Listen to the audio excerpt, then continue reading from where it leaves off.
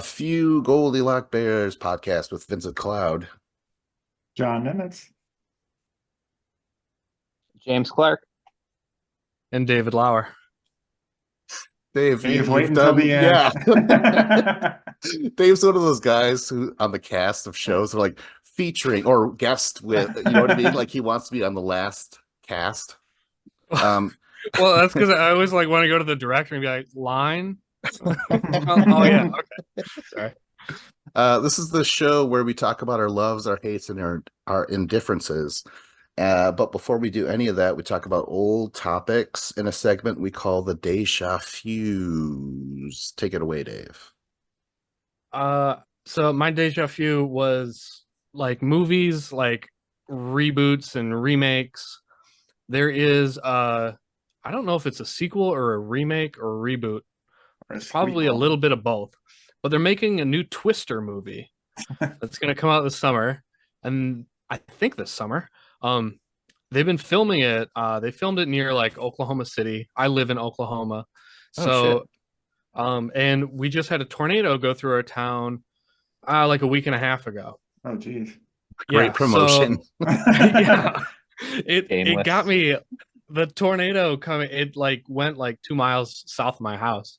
So we had no damage, but there's a lot of people whose houses have been like destroyed in like the Barnesdall, Bartlesville area. But the real life tragedy has made me inspired to watch the original movie again because I'm excited for the sequel. But yeah, I'm excited for a new Twister movie because like the special effects will be better. They're gonna go like bigger and better and wild. Like there's probably gonna be multiple tornadoes, and it won't be a Sharknado. It'll probably be a little bit more grounded. All I could think about is what is going to motivate Dave to, go and rewatch Schindler's List again. Oh my God. I actually have like a side tangent story that leads right to that. So we were talking, I was seeing a movie with my coworkers last week, and there was a trailer for Twisters, and I was talking about how it followed the James Cameron School of Sequel Naming. And there, there's that story of how he went into the boardroom, he wrote Alien on the chalkboard, wrote an S after it, so it's Aliens, and then made the S into a dollar sign. And I was like, they did the same thing for Twister. And we were joking, like, what other movies could you do that for? So, like, Beauty and the Beasts. Schindler's List? Yeah, that's what we're talking about. That one, like, ended it. Schindler's List. Oh, my God. Well, yeah, I was thinking Aliens as well. I was thinking they have to have a scene where their tornado's about to suck up a little girl, and then Helen Hunt shows up in a mech suit. Get away from her, you bitch. Oh, that would be perfect. Oh my gosh. Because the mech suit would be heavy and wouldn't suck her up at all. I think she'd be safe. So, okay, Dave. What about that ending though? Where Helen Hunt and Bill Paxton survive a tornado with horse wraps or what horse things tied to a pole or a lead pole. I haven't seen Twister before. Oh shit. Yeah, so no spoilers. Oh god damn it. I don't remember it. I haven't seen it since I was like 12 years old. Oh, you haven't actually rewatched it yet? No, I'm excited to. Okay. Yeah. I'm gonna wait until the next like storm forecast is like headed our way, and then I'm gonna put the original on. And then the tornado warnings are gonna go off in your backyard, and it's like surround sound is so real. Yeah, I know. Oh god, this scene is so captivating. Oh god, my windows are smashing and breaking in. Is this real 4D? Yeah. Is this the closest to a tornado you've ever experienced? Because I was in a circus once watching, Oh. in a tornado. You and all the other clowns. I was at the circus, and then the wind started to pick up and the lions wouldn't do their shit. They're like, no, we're not. We're not gonna behave. And yeah, a tornado was there, and we had to be rushed into the mall. We were right next to it, and yeah, tornado went and zipped up the tent. So Jeez. yeah, that's. I think that was after I watched the movie. So I don't know. It might not be the same if I give it a second watch. Just All I always. remember, or were you Go ahead, gonna say? Dave. No, you Oh, go, Dave. what I was gonna say is like with the animals and like trying to like tie yourself to a lead pole so you don't fly away. Like I think in the original Twister, they had like cows were like flying in the tornado, and like a cow can weigh like up to 800 pounds. So like I immediately thought like, oh, that's bullshit. And then I've Googled it, and there's like some people say that it is possible that a tornado could pick up a cow and just start spinning it around, which is just crazy to me. Well, isn't that the weird thing where they're like sometimes they'll pick up like what the hell? That's a stupid story. Like I picked up a carton of eggs and it landed and it was perfectly fine, like a mile away. You're like, what? Okay. I don't know how they knew, but I think I've heard that tornadoes are really bizarre, like unpredictable and stuff. Yeah. Yeah, like it tore through like this town that's like 18 miles away, and there was like photographs and stuff like 20 miles away that people have found in their yard, like of families that were so like these photographs just flew 20 miles up in the jet stream.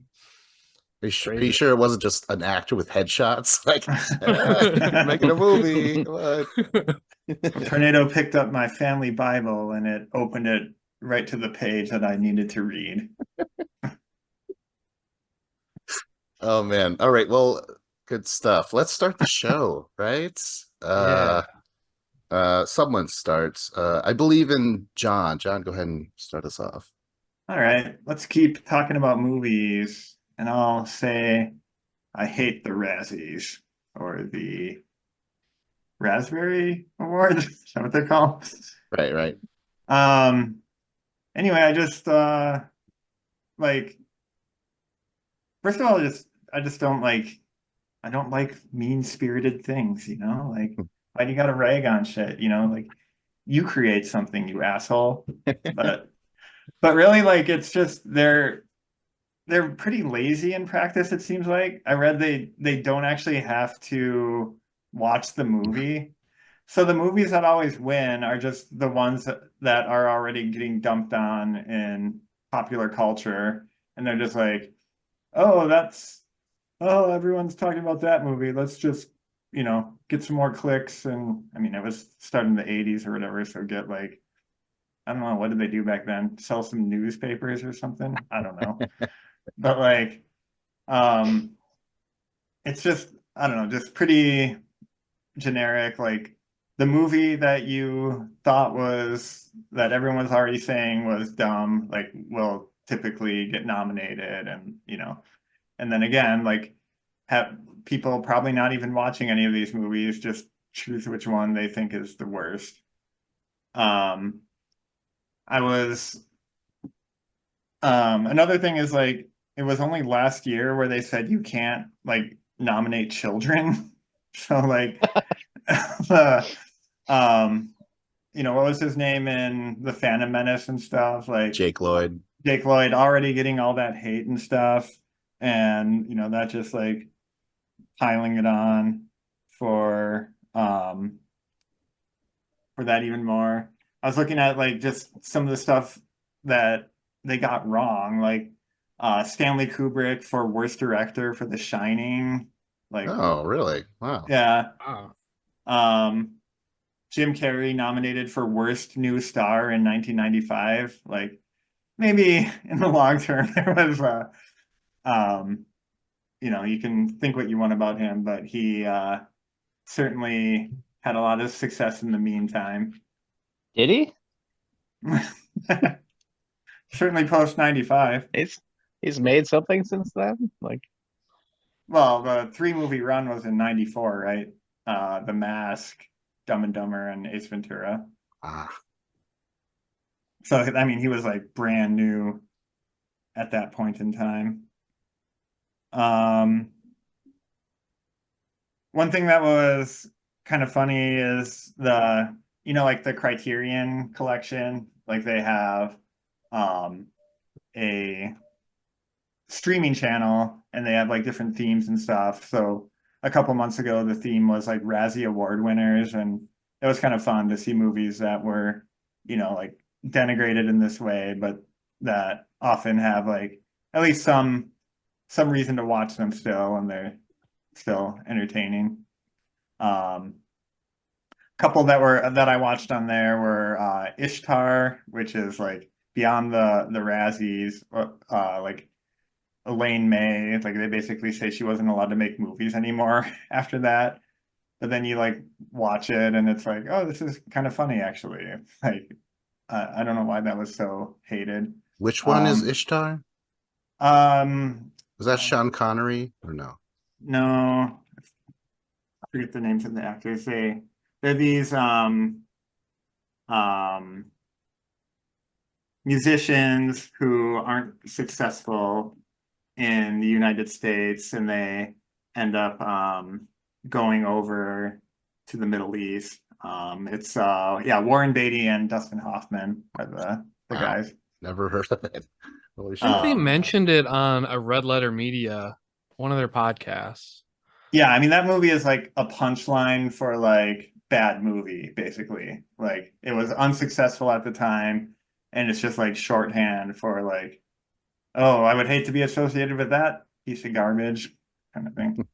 Yeah, I think they mentioned it, and then I Googled it and like watched the trailer for the movie, but that's all I knew about it. Yeah. And then I know I'm gonna get some hate from this crowd based on earlier conversations, but like the Blair Witch was a Razzie at least nominee, and um, you know, I think that movie is interesting for what it is. I can definitely see why one would be annoyed watching it, but I think it was a pretty interesting phenomenon. Yeah, I mean, I liked the movie. I saw it in theaters, and I was swept up in it. I'm like, oh my god, this really happened, guys! Fucking When I funny. first watched it, I loved it. When I was, like in high school, I thought it was the coolest thing ever. But then like 10 years later, I rewatched it and I was like, oh, this is not good. I hated it. But It's still I better don't know. than Blair Witch 2, Book of Shadows. That was bad. You watched that? Yeah, I did. Did after seeing the first one? You're I like said I you liked were the first excited for one. a sequel? I liked the first Oh, one. No, I think the two, when we watched that one, it was like not in theaters. It was like a group of friends. We were like, let's watch a stupid movie because it looked bad, like the whole idea of it. And it was. Yeah. But with the Razzies though, John, I found this interesting that Sandra Bullock, Bullock? Bullock. she won for the Razzie for All About Steve in the same year that she won for The Blind Side. And I think like some like show up to accept their awards, right? Like I've heard Halle Berry's acceptance speech, and she just like she completely owned it. I think it was for Catwoman. And she's like, "Oh, I have to thank my agent for, putting that script on my desk. I'm glad I pay you all that money," and shit like that. Like she actually, yeah, she was fine with it. So I think that's kind of cool. I think Halle Berry is now cool again once I heard that.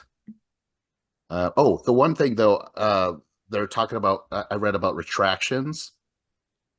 Way back in the day, Shelley Duvall won for worst actress, but then years later, when they hear like what Stanley Kubrick was doing to her to get that performance, they're like, "Oh, we feel bad." So they did take it away. But That's good. They have some integrity. Yes, but this is by far the funniest thing that happened and retracted.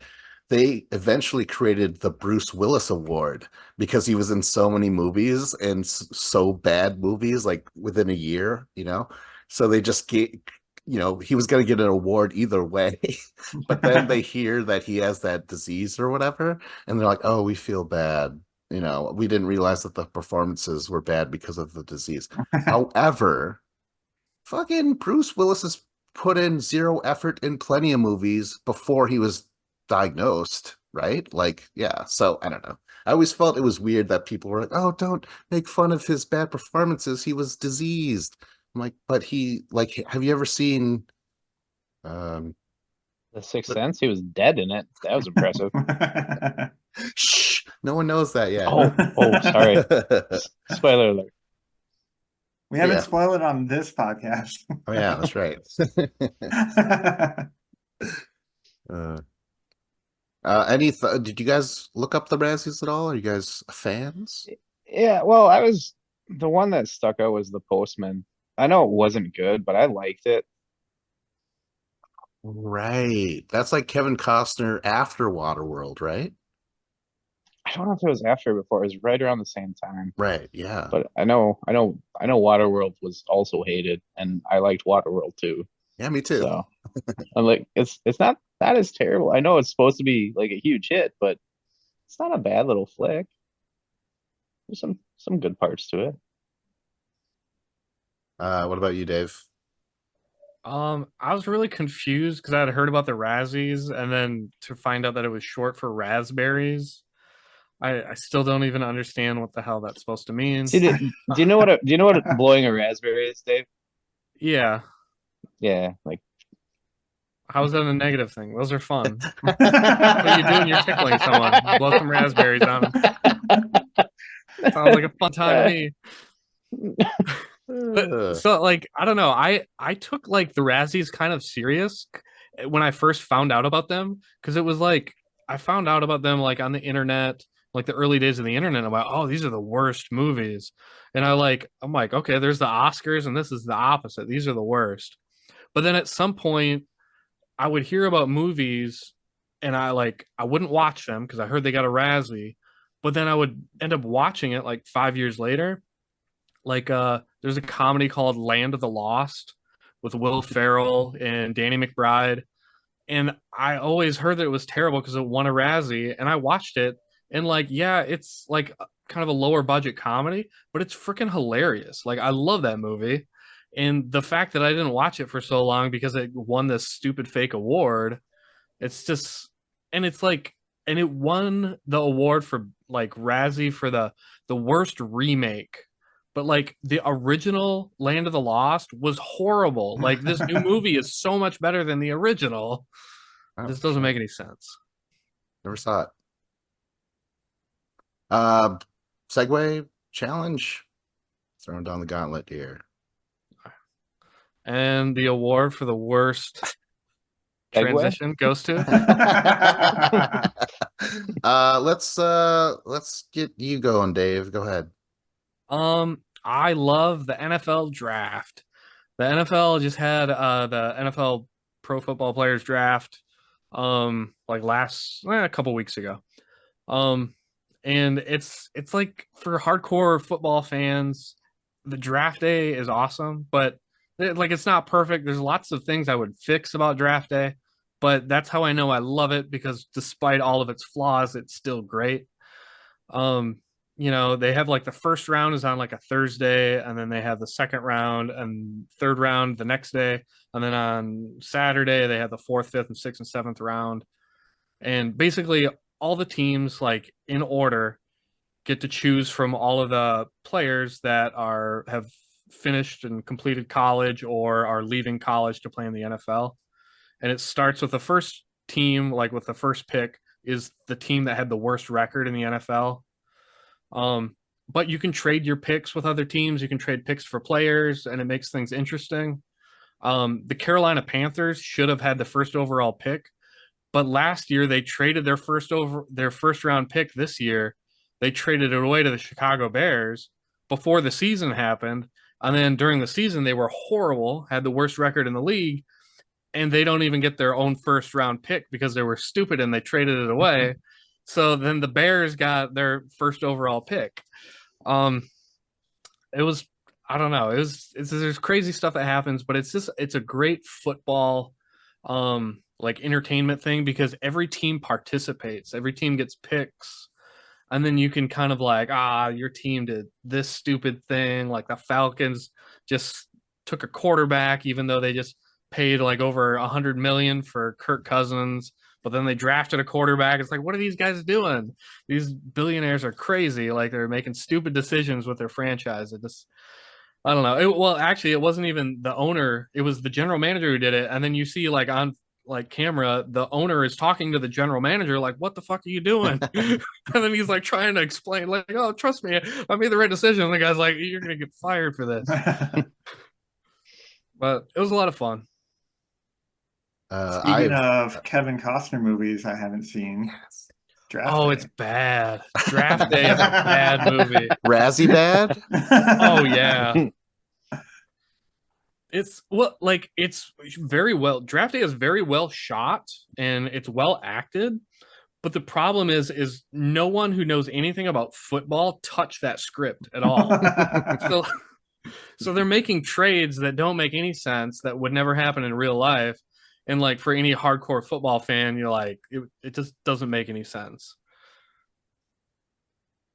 I've never watched this. I meant to for research, but I never got around to it. James, I imagine you watch these and DVR them and shit and masturbate to them. Yeah, I'm currently working on getting a hotel room for the draft next year. It's at Lambeau Field. It's in Green Bay. Oh, that's right. So this year's was in Detroit, but yeah, I follow the draft pretty religiously.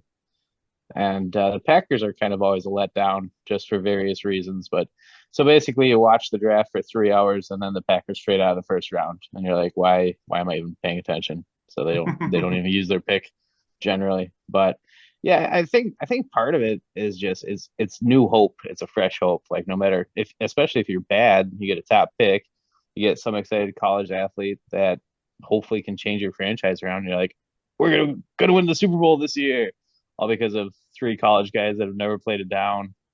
But it's just, yeah, it's hope. It really is what it's selling. People like hope. Yeah. Do you guys, are you aware of the potential that they can get? You know what I mean? Like, do you guys know of these college dudes? Yeah, very much so. Yeah. Mm-hmm. Like the Vikings drafted a quarterback who can't throw the ball. So that's pretty exciting. Like they won the national championship, but in the Big Ten championship game, they did not attempt a pass in the second half. They just ran the ball the entire time for an entire half of football. That's the quarterback they drafted in the first round. Like he's a winner because he hands the ball off real good. It's my Minnesotans for you.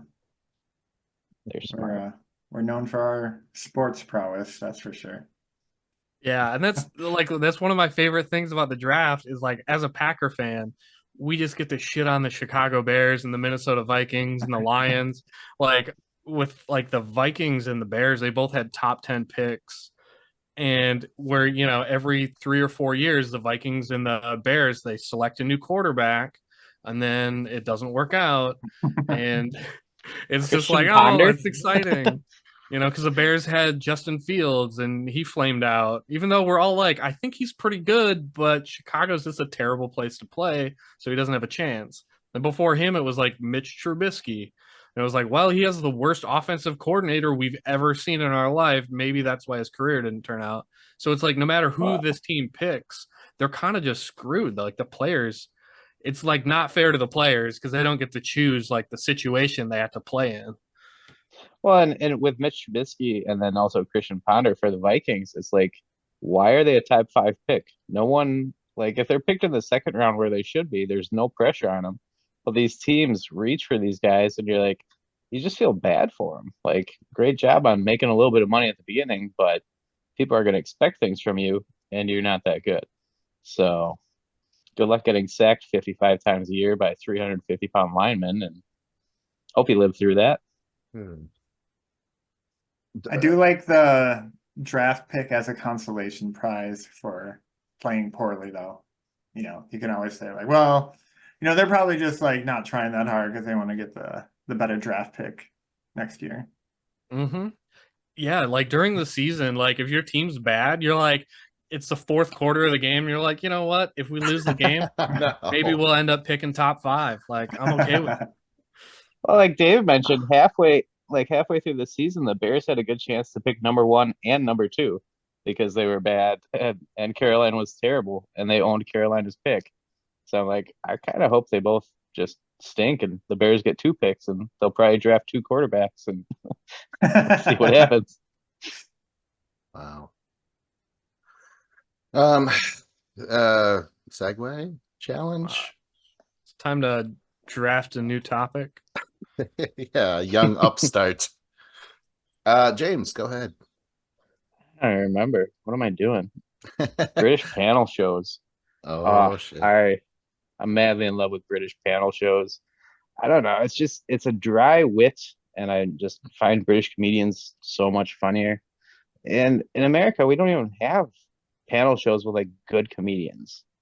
Like, I don't know. It's hard to explain, but there's just like a rotating cast, like 25 guys that they have, and women, men and women, that just go on various shows, and they're entertaining shows. You got QI, you have Taskmaster, you have a few others that I like to watch.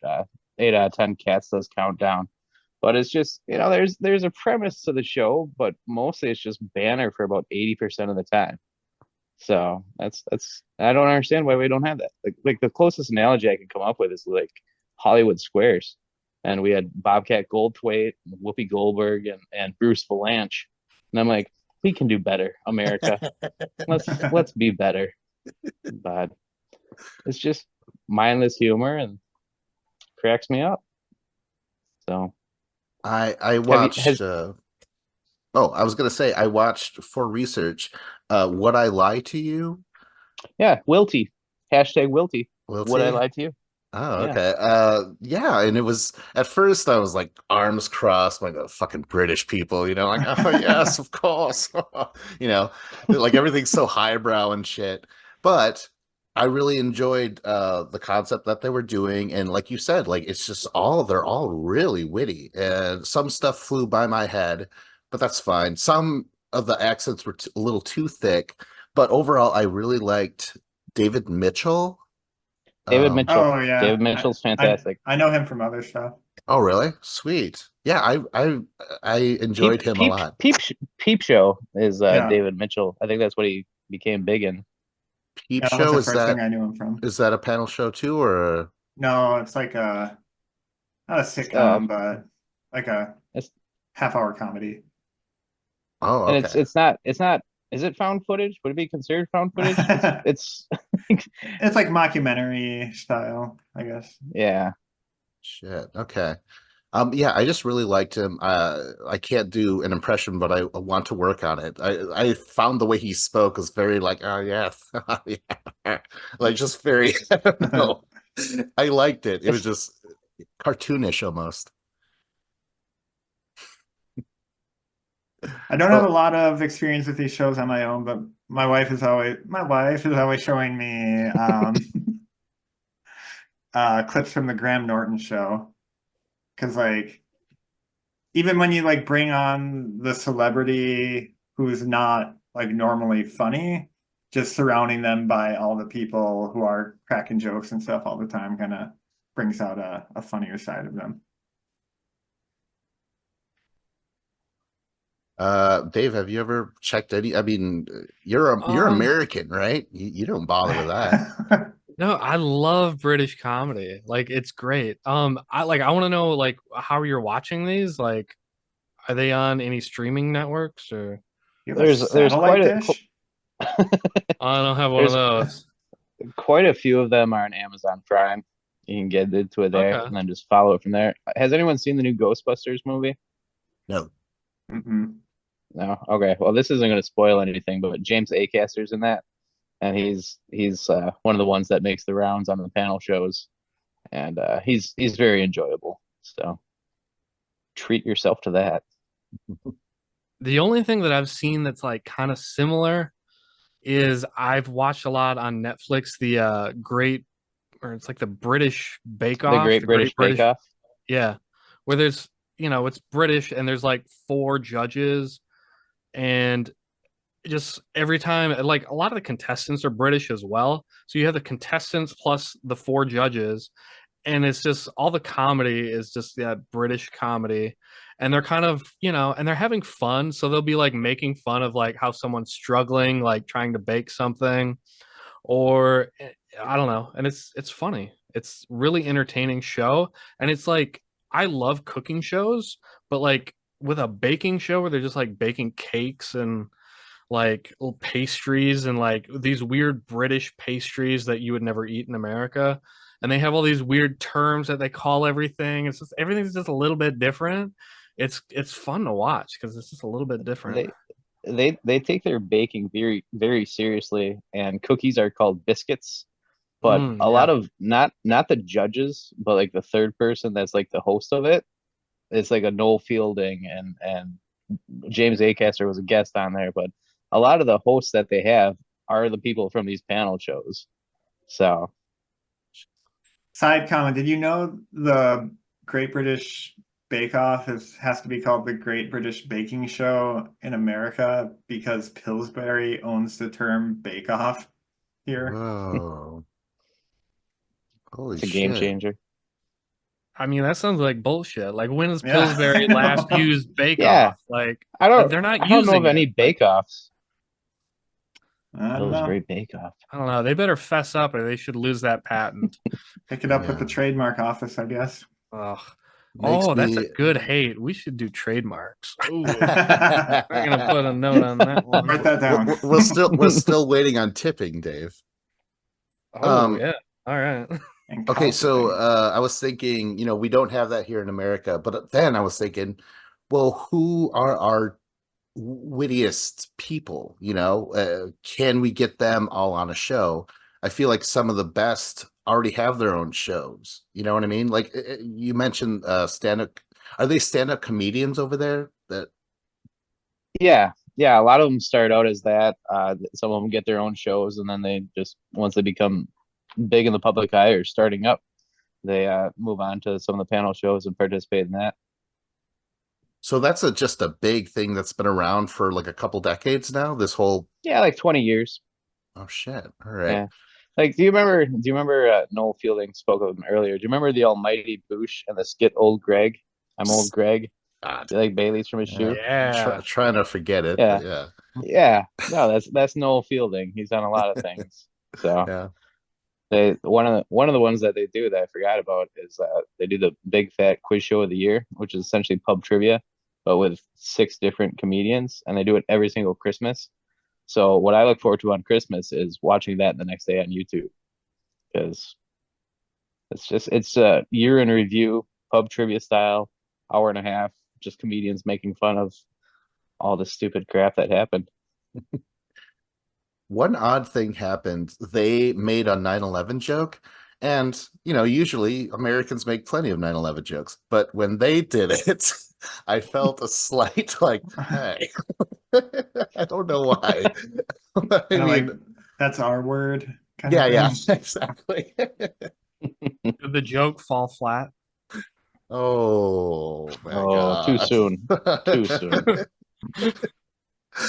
That melted my beams, I'll tell you that. All right, well, Segway challenge?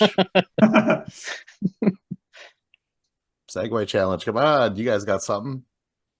Certainly somebody in this panel of comics should be able to come up with something. All right, well, is it me? I will go.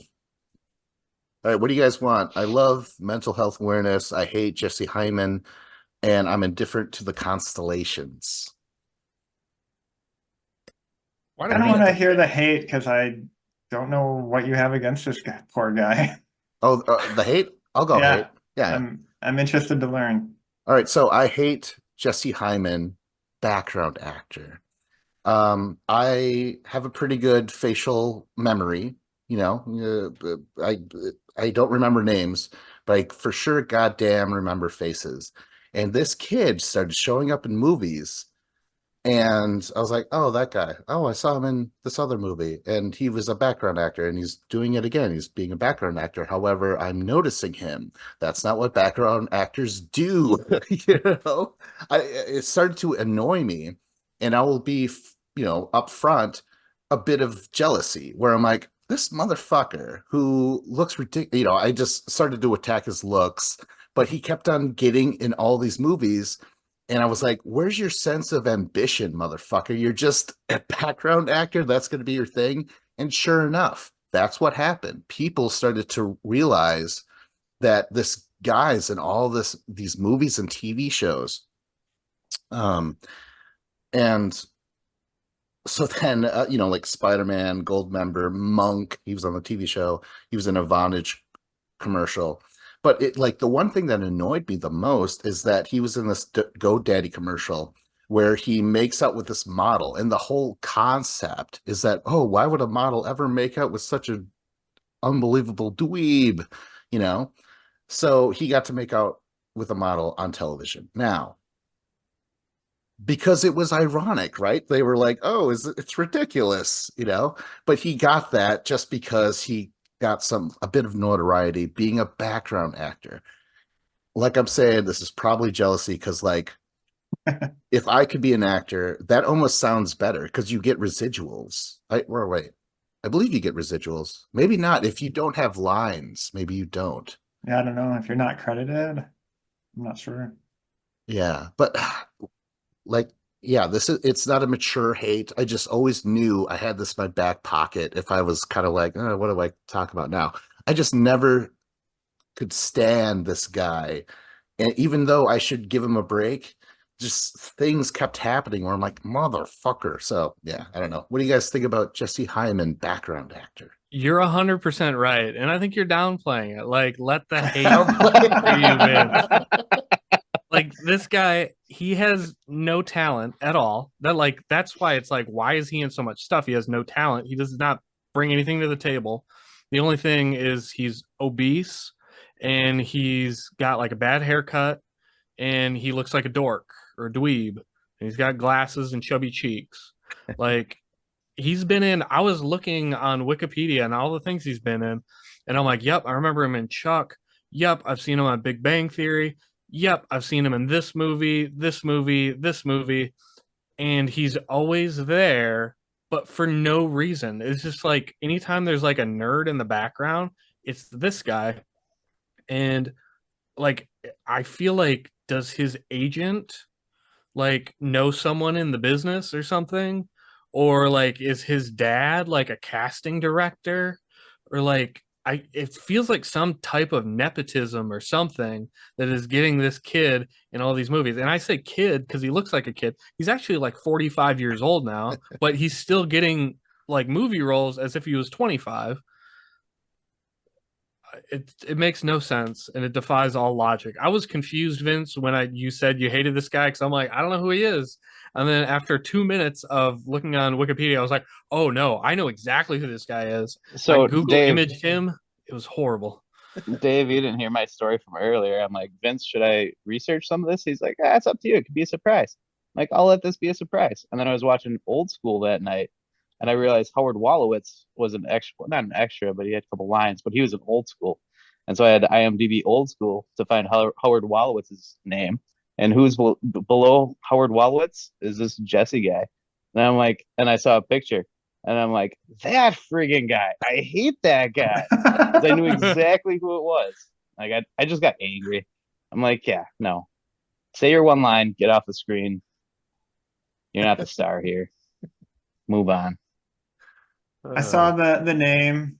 I no idea who that is.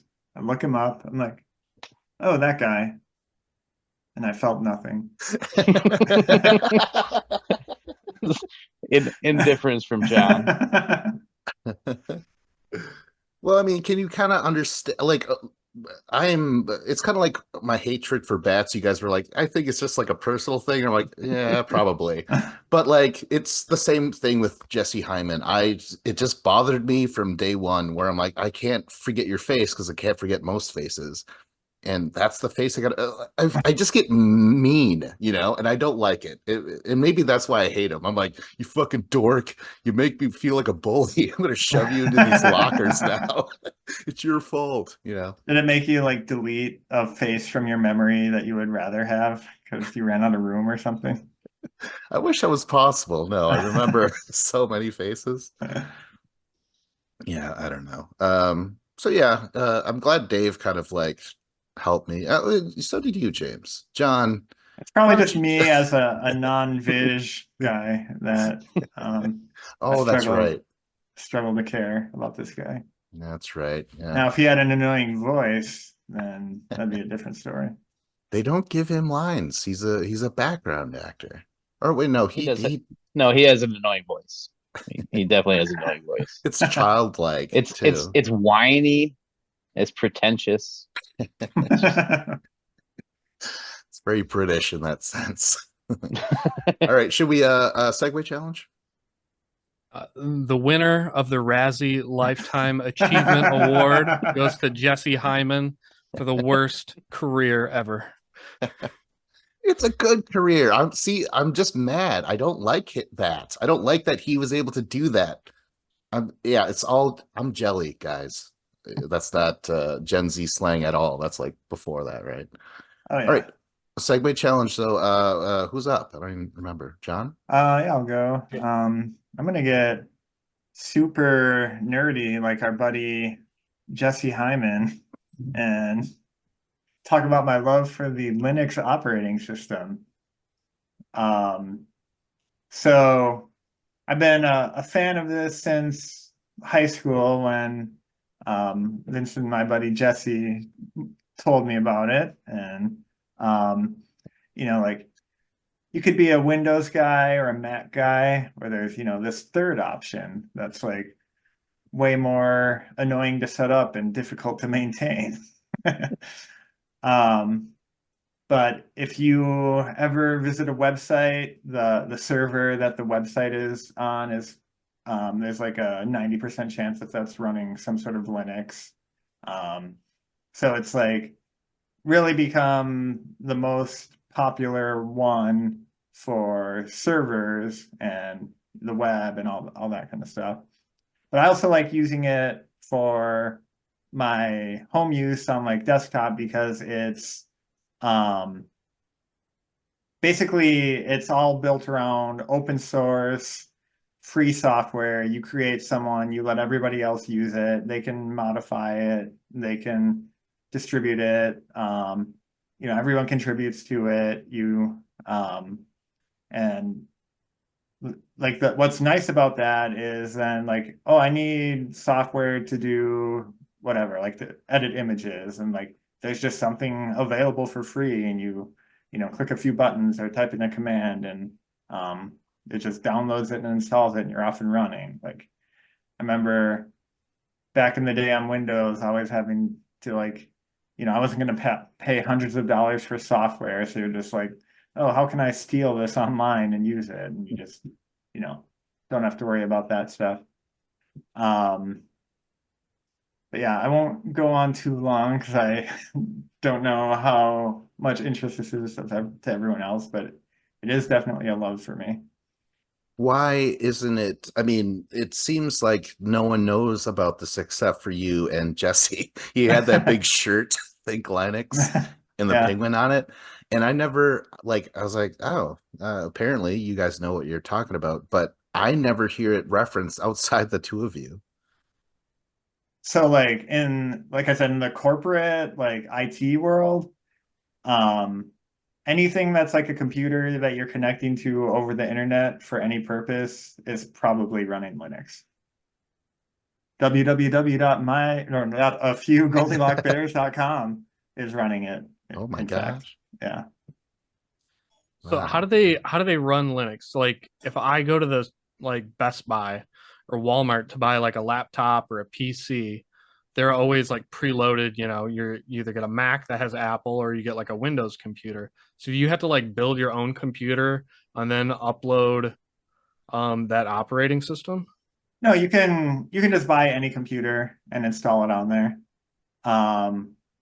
Like you basically just, like in the old days, you would create a CD that you could boot off of and reinstall it. You could, install right over the top of Windows, or you could Okay. install it side by side. So then when you turn on the computer, it says like, oh, do you want to do Windows or do you want to do Linux? If you have any smart device in your house, like a TV that connects to YouTube or a Roku or anything like that, those are all running Linux on them. Right. If you got a smart light bulb, that's got Linux on it. Like it's everywhere except for like your laptop and your desktop, basically. A What lot, could of we- phones, right? Like the iPhones, they don't have Linux. They have Actually, Apple operating systems. good point. So both Mac OS and iOS on phones are based on an operating system called BSD, which is like the sister of Linux. Like it's way more like Linux than it is like Windows or even like the old versions of Mac OS, basically. So like if you know how to use one or the other, you can like just get on a keyboard and start, like typing in commands and stuff, and they all work very, very similarly. Oh, shit. Yeah, I tried to do research for this because I'm like, I just watched the movie Steve Jobs. And they were throwing a lot of words out there. And I was like, maybe I'm used to it. No, I couldn't follow it. I Wikipedia'd it and got lost immediately. Yeah. But I believe you. I believe you. It's a good system. I just maybe I'll try and seek it out more and learn. Yeah. I know I've heard about Linux since like I don't know, like I was in middle school or the beginning of high school. There was like computer nerds, no offense, like who knew stuff about like they're trying to learn how to like program and like write website code and stuff like that.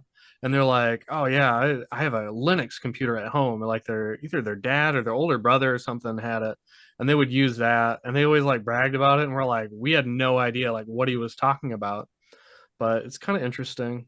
I've only used like Windows and like Apple, and like over time, I feel like Windows has become more like Apple, and then Apple has also become more like Windows.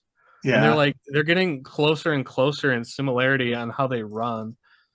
So I don't know. I really don't like either Windows or Apple. I like Apple's fine, but there's a lot of stuff you can't do, and you're kind of just like you're in like a location, it seems like, and you can't really break down the walls to like do any different stuff. Like you have to have like their approved applications. There's certain things that you can't get your phone to do or your laptop to do unless you like jailbreak it. Like you got to jailbreak it and then you can have some freedom. Yeah, and like Android is a version of Linux, and so is like Chrome OS, like Chromebooks. Um, and they're like the opposite of what you're talking about to a fault. Like Linux is just so open to do whatever you want that they just like let you shoot yourself in the foot, and like I can do something and just like completely break my computer without even trying. And just have to like That's and spend a that's lot of time. kind of how I always viewed it. I viewed Linux as like that's something more for someone who is computer savvy and can do their own thing. I don't want to do that. So I like having a set guideline, a menu to order from. I don't want a list of ingredients and, have to create my own thing. I just, because I don't need it for that. And it's not my hobby or interest really. So I'm just like, just give me the basics and I'll follow the rules and not shoot myself in the foot. So I like the comment before about bragging about something and nobody knew what it meant. Like I can relate to that. I'm always bragging about stuff that nobody understands or cares about. Or is it because they never heard of it? You brag more about it. You're like, oh, you simpletons. Segway challenge. All right, let's reboot this OS and boot into a different one. Wow, that's good. I would have I just thought- said 101, 1001. Yeah, I thought you were gonna be like semicolon dash blank caret backslash. Dave, you're up, man. I hate music videos. I fucking hate music videos. Like music videos are so bad. Like you think like, oh, MTV back in the day, they used to play music videos and they were great and we loved it. but it's like it's all nostalgia. Like all the videos they were playing, they were trash. Like all those videos were bad. So at work, we are only like we're not able to go to like Pandora or Spotify on the work computers. You can only go to YouTube. So we go to YouTube and we type in different, like you can find a million different music video playlists of 80s songs, 90s songs, 2000s, modern day, you know, songs from the 70s, like the very earliest like music videos. And it's just, it blows my mind watching music videos to these songs that I love. I love a lot of these awesome songs by like Journey, like Blink 182. When I was in high school, Blink 182 was like my favorite band ever. But like the music videos are just absolutely all garbage. Like with Blink 182, all their music videos are trash. It's like that really bad, like Carson Daly TRL era of MTV. And it's just like all their music videos, they ignore everything that the song is about. Like I love Blink 182 songs because they're about like it's like a girl that like broke up with them and they're feeling all these feelings and they're feeling like betrayed or they're feeling like love is lost and they're feeling failure. But in the music video, they're just like running through the streets totally naked with like blur marks in front of them and they're just running from girls and it's like the opposite of what the song is about. And I hate watching these music videos. I'm not gonna like list like a bunch more of like examples other than like Journey Separate Ways, where they just ignore what the song is about and then they're just like standing outside on a dock somewhere by like a warehouse just singing the lyrics of the song like with, but it's like the whole point of music. Okay, I'm gonna narrow it down to this. The whole point of music is for the listener to like listen to the lyrics, make their own interpretation of it, and to like have that meaning. It's like poetry, you know, you kind of make your own meaning of what the song is about. But when you watch a music video, they show you what that music producer or manager or the band or whoever created that music video, they're showing you something and it's nothing related to the song. And it generally makes me feel worse about the song, where I'm like, I wish I would have never seen this. I really love this song and now it's tainted it. I thought you were gonna say because it killed the radio star. So you don't like, I think the appeal to music videos is you get to put a face to the voice or the face to the bass. You know what I mean?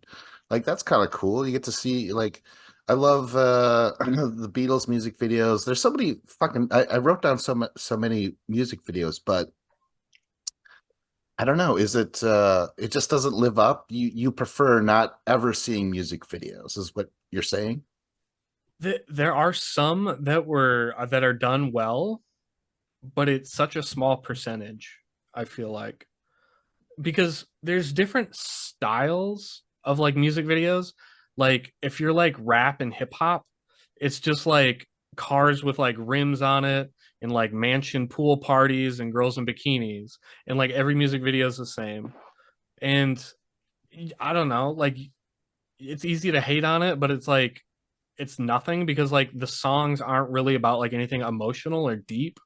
But like if you have songs that are like emotional and deep and like have like meaning to them, those music videos are always bad because it doesn't like properly reflect like Ben Folds 5 Brick. I love that song. The music video, they're just like three dudes in turtlenecks just playing the piano and you're like, okay, this is really bad. That's exactly what I picture though when I'm hearing the song. I hadn't seen it, but I'm like a song about abortion. Yeah, three guys in turtlenecks. But I think it really depends on if the music video matches the song itself. Like My Chemical Romance with Helena, I thought that was pretty well done. That's one of my favorites. Some 41 in Pieces, that's pretty good. Paul Simon and no, who is it? Yeah, Paul Simon and You Can Call Me Al, where he's Chevy playing Chase. instruments with Chevy Chase. Yeah. That was bad. That was so bad. That was a joke. But that one The My cracks me up Chemical every time. Romance Helena, that one's awesome. I agree. Okay, all Um, right. but like you look at Fallout Boy. Like I am a fan of Fallout Boy. Their music videos are horrible.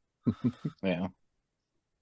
Come on, Like the the old sugar man we're had going down yes. swinging, where it's like a kid with antlers, and like I don't know, the daughter is like trying to date him, but the dad is like a hunter and he's like gonna shoot him. But then it turns out the dad had hooves for feet, so he was like part animal.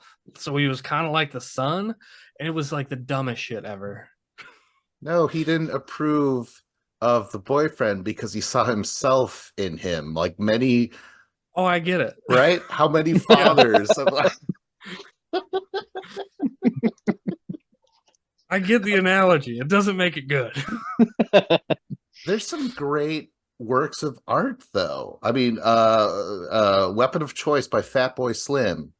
Christopher Walken dancing around. It's fucking awesome, man. Have Love you that seen one. that? Yeah. Yeah, I was gonna say like Michel Gondry like has directed a lot of awesome music videos. And like particularly like Bjork music videos are often pretty awesome. Spike Jones has some good ones. Um, I think like music videos where it's just like an animation telling a story are pretty cool. Like the Like Ween song. all the Gorillas videos. Yeah. But there's this Ween song, Transdermal Celebration, where it's this like weird, like people turning into trees kind of thing going on, which, you know, to the point of like, does it have much to do with the song? 100%. Yeah. It's like word for word what's happening. Just kidding. But yeah, I don't know. I can't deny that like 95% of them are trash though, you know, having given a bunch of counter examples. You know, I think it's nice to, like I said, nice to fucking see the voice, the face with the voice, specifically if they're hot. Like the Go-Go's, Jane Weedlin. Like, if I never saw that music video, I never would have known that she's just adorable as fuck. But thankfully, our lips are sealed and head over heels provided the face. And I've been a fan of her ever since. So, yeah. I'm pro music video, Dave. There are definitely good ones out there, but those good ones, they make the bad ones seem so much worse. I feel like because like there are examples of good ones out there, and when you have like a favorite song, and you're like, oh man, I love this band. I want to see this song. Like I wonder what this music video is, and you see it, and it's just such a letdown.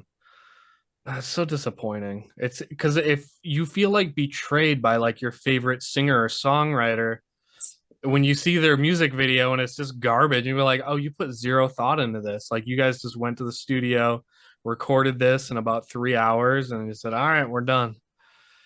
Have you named a music video that you did enjoy? John just mentioned one. I forgot what it was. That was really good.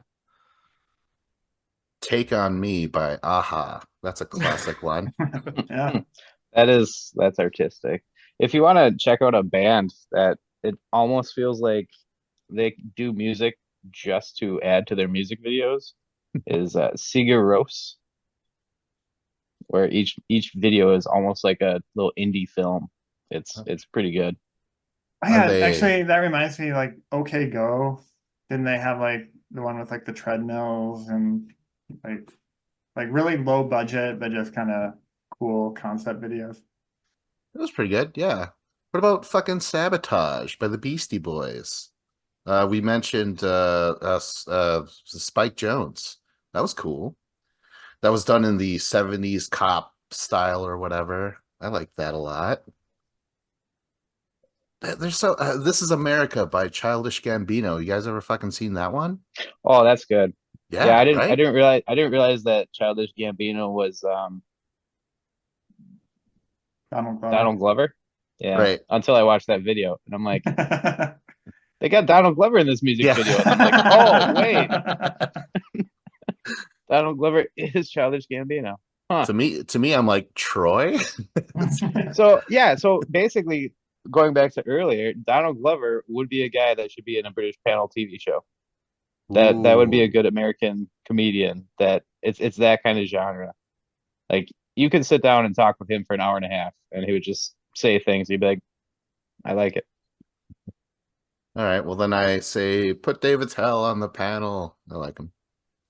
Oh, okay. So I was gonna say this was possibly a future love was the music video Daydreaming by Radiohead. It was directed by Paul Thomas Anderson, and it looks amazing, and the concept is great. It's just Tom York going through doors, and he ends up in like there's a hospital. He's walking there, so he goes and sees another door. He opens it, and he's in a living room with a family, and he walks through another door. He just pops up and transports everywhere. It's hypnotic. I love it. It has nothing to do with the lyrics, Dave, but it's great.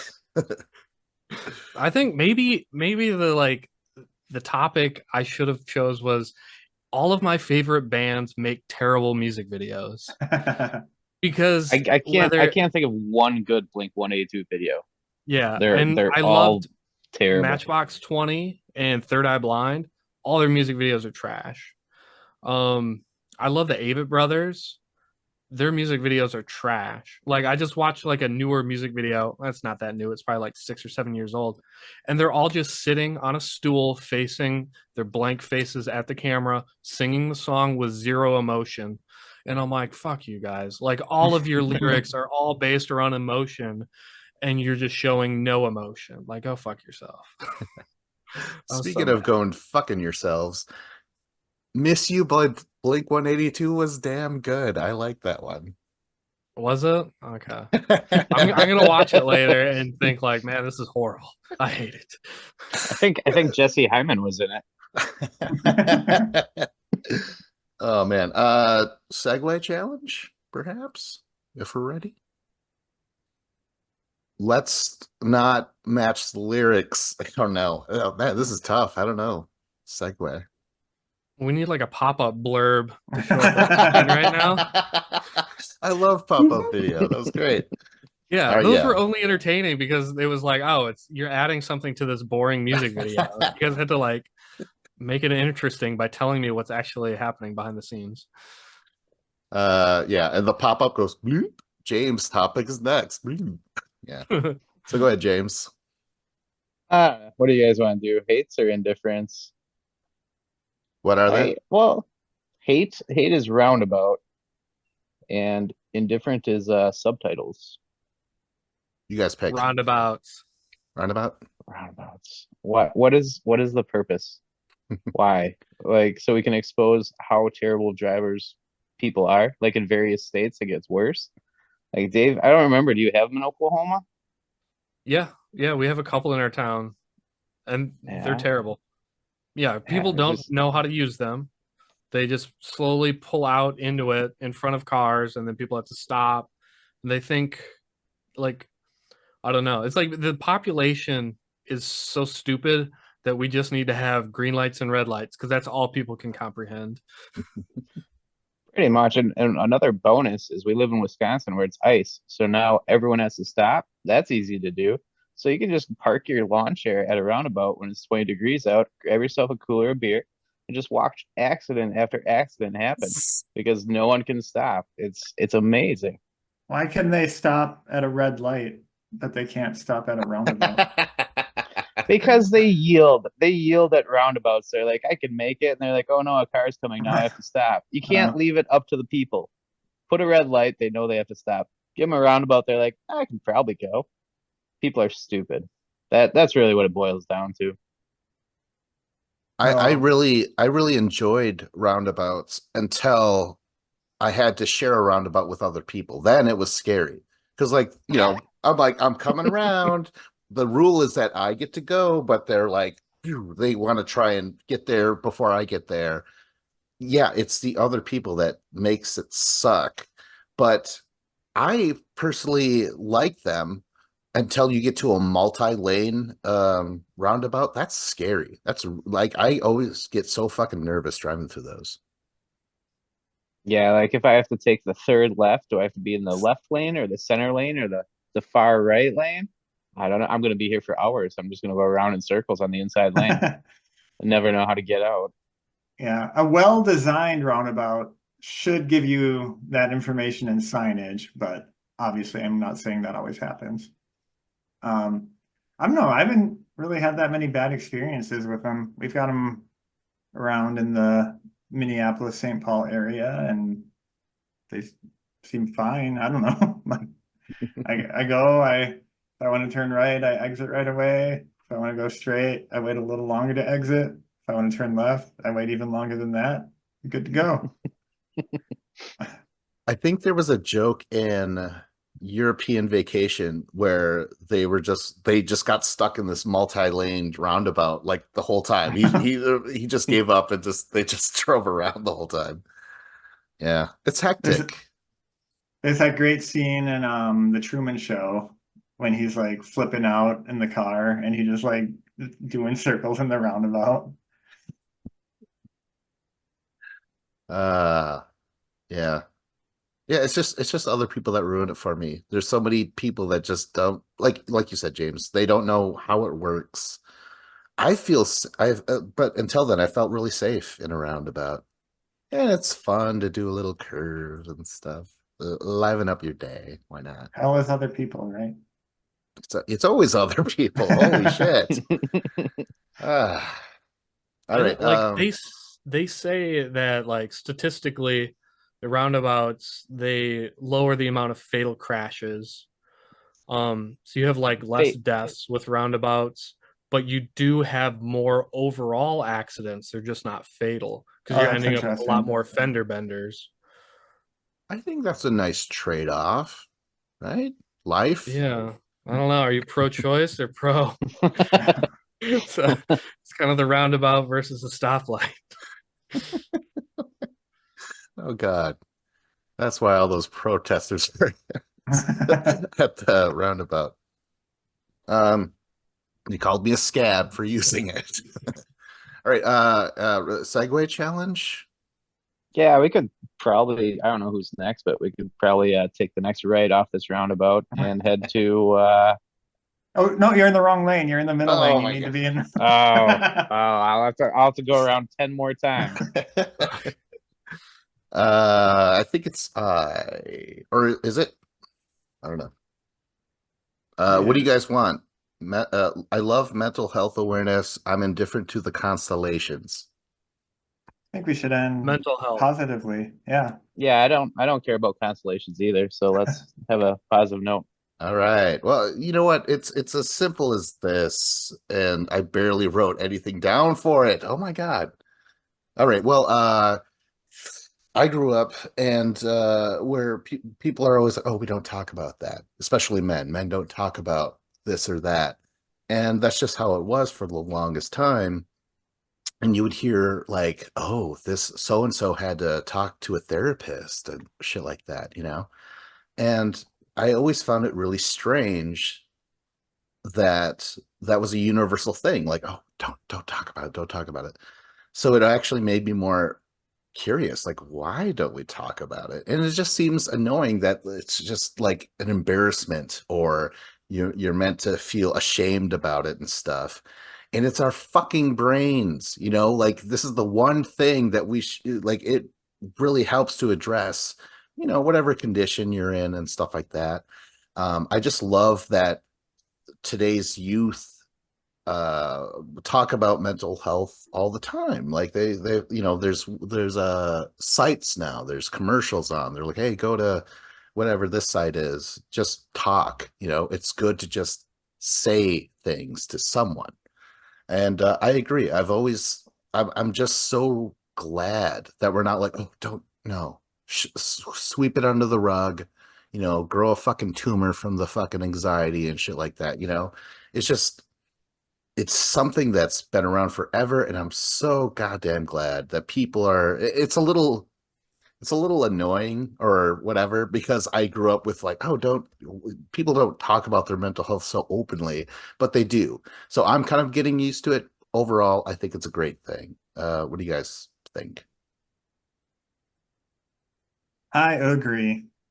I definitely grew up where we didn't not even not talk about mental health, we just didn't really talk about anything ever. So it's definitely weird for me when, you know, people are open about stuff. Like I've become a very private person in general, and like don't really like to talk about anything with people unless it's like people I know or whatever. So it's definitely a shift of mindset for me, but I think the positive results of doing it are undeniable. What about you guys? I feel like the age of the internet, there's like good and bad that comes with the internet. Like, you know, there's cyberbullying, especially like with teenagers. Like if I can't imagine going through like middle school or high school with like Facebook and Instagram and Snapchat. Like that sounds miserable to have like your classmates and like anybody will make fun of you because of some, you know, and it's where everyone else can see it and like it. Like so there's horrible things that come with the internet, and but some of the good things that come with the internet is like you'll have like a TikTok video where someone's talking about their feelings and like the struggles they've been going through, and then you go to the comment section and like the number one like comment is just stay strong, brother. Like hang in there, like we're with you. And it's just it lets people know that like hey, you're not alone. All of us feel this way, you know, or a lot of people feel this way.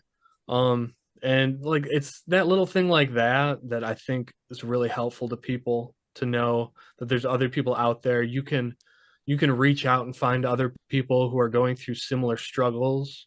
Because there's you know there's a multitude of different like issues you can be going through. Whether it's you know like if it's something about like your looks and like your your body, you know, of like how you look, or if it's like abuse that you've had, like from your parents or from classmates or teachers. Yeah, this you know, the internet can be like a support system for people. And yeah, with like mental health awareness, um, I do like I don't really remember much of this like when I was a kid. Like I would hear from like my mom, she would say like, "Oh, therapists, yeah, some people get therapists." And she never said anything negative about therapists. All it was she would say like, "Well, all right, well, I just want to make sure you're okay because we can't afford a therapist." That was the joke. It was just like, "We can't afford that, so you better get over it yourself." That's what she would say. It's not bad. Yeah, I think just the fact that everyone's talking about it now, and so many more people go through it than you would have ever thought. And it doesn't have to be a complete mental breakdown, a complete depression. Something as simple as, you know, cabin fever. It's Wisconsin, so we have winter for 9 months. And as soon as the sun comes out and you get to be outside, like you just feel so much better. You know, it doesn't always have to be medication. It can be for some. It doesn't always have to be therapy, but that certainly helps some. But just the little things like, you know, everyone copes with stuff differently. What works for one person doesn't work for someone else. And again, with Dave's point, just, you know, there's other people out there. Stay strong, brother. Like people feel the same way you do that you've never met, never talked to, but they feel the exact same. So, you know, when you're depressed, it sucks. Like I'm the only one. No one else knows what I feel. There's so many people that feel the exact same way. You could, you know, be walking next to someone driving around a roundabout next to that guy that just cut you off who feels the same way you do. And like, why is he so angry? But He wasn't yeah, that angry the third time around the roundabout, but now. just go around the roundabout a few times. They'll calm me right down. But yeah, I think just the power in numbers, the fact that you're not alone. I think that's really helping people. Have you guys ever had to talk to a therapist or anything like that? I mean, you don't even have to say what it was about, but I know I did twice. Any of you I've guys? I've considered it a few times. I've looked into it, but never never felt to the point like I'll fix a few things on my own, do some research, read some books. But I've considered it for sure. Anyone else? I I have haven't. not, but it's the same reason I don't go see a doctor. It's like I don't feel like I can afford it. I'm just gonna wait like way too long until it's like beyond repair, and it's like, well, would have helped if you would have came in sooner, but now there's nothing we can do. Yeah, I went once when I was in high school because something happened in there was a family thing, and they were like, have him talk to someone, and I did, and it was fine. I just basically said what happened, and then that guy was good, but there was another guy, a therapist later on, that wasn't good. So you might encounter that is what I'm getting at. Where this guy was like, I don't know, whatever he was saying, it felt like it didn't apply to me. It felt like what is it called, word salad or something like that. Just talking, like throwing out these words, and he swore, trying to relate to me. I guess I don't know. So really stuffy white people think that I like swearing, so they swear in front of me to be cool. It's weird. But you do like swearing. I do, but I wasn't talking. But the whole point is that he just didn't work, so if you run into that, if you feel like this guy's not hearing you, he's just speaking, then you might have to go, or you probably should go to someone else. But yeah, it's possible that there's some shitty ass therapists out there, but that's the same with doctors and cops and podcasters and shit like that. Present company excluded. No.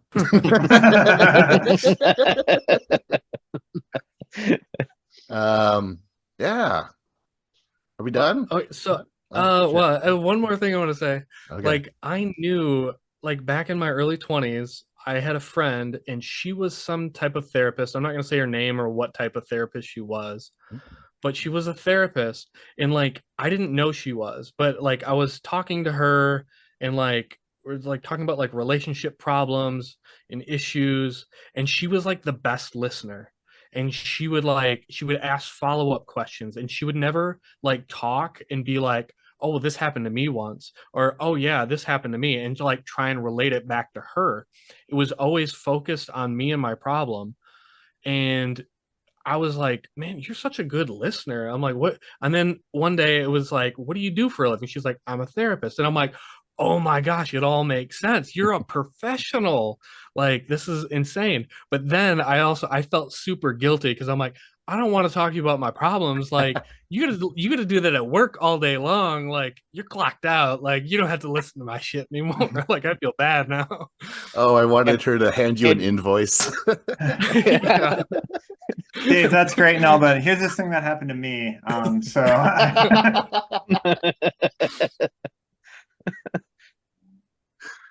my God. All right. Is that the show? Are we done? If we are, like, subscribe, comment. Make sure to go to afewgoldilockbears.com and like, subscribe, comment there, say that. With Vincent Cloud. And John, like, subscribe, comment, Nemes. And David Lauer. And James Clark.